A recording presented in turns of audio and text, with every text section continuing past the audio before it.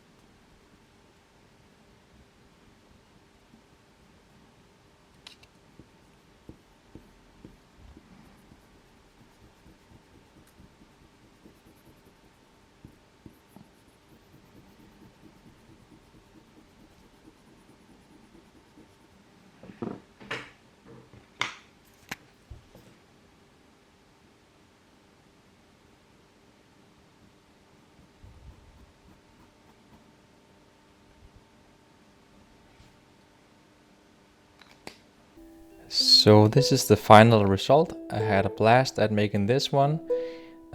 Some places around the contour of the monster I drew it up a bit broader to make it stand out. I think that worked out quite nice, and I also added some swirl to the grass. So I realized that during the process I felt the urge to make some adjustments here and there, and that felt kind of nice. And also I gotta admit that in the end of the process I got kind of impatient with the grass especially, so tip with the hat to Mr. Mortensen for having such an eye to detail and such a patience for making these very tiny hatchings in the process. I hope you want to try it out, and thank you for tuning in. Till next time, have fun drawing.